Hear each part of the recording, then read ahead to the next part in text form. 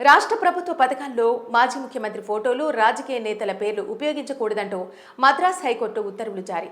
ఉంగళూడన్ స్టాలిన్ పథకంపై ప్రకటనలో మాజీ సీఎం, ప్రస్తుత సీఎంల ఫోటోలు ఉండటాన్ని వ్యతిరేకిస్తూ అన్నాడీఎంకే ఎంపీ సివి షణ్ముగం మద్రాస్ హైకోర్టులో పిటిషన్. దీనికి సంబంధించిన విచారణ ఆగస్టు 13కు వాయిదా.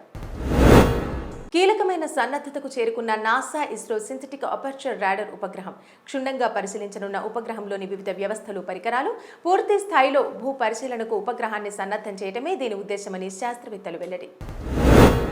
అమెరికాను ఎదుర్కొనేందుకు తమ వద్ద కూడా అణు జలాంతర్గాములు ఉన్నాయంటూ రష్యా పార్లమెంటు సభ్యుడు వెల్లడి. యుఎస్ జలాంతర్గాముల సంఖ్య కంటే తమవి చాలా ఎక్కువ అని స్పష్టం. అమెరికా అధ్యక్షుడు డొనాల్డ్ ట్రంప్ ప్రకటనలకు ప్రతిస్పందించాల్సిన అవసరం లేదంటూ వ్యాఖ్య.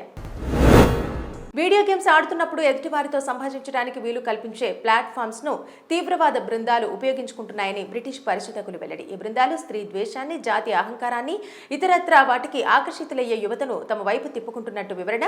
సామాజిక మాధ్యమాల నుంచి యువతను విపరీత భావాలు ఉన్న వారిని గేమింగ్ కు ఆకర్షించడం తీవ్రవాద బృందాలకు సులువవుతుందంటూ స్పష్టం. ఐర్లాండ్ రాజధానిలో ఇటీవల భారతీయులపై దాడులు జరుగుతున్న నేపథ్యంలో ఆ దేశంలోని ఎంబసీ కార్యాలయం జాగ్రత్తగా కూడిన సూచనలను జారీ. భారత పౌరులంతా నిర్జన ప్రదేశాలకు దూరంగా ఉండనట్టు హెచ్చరిక.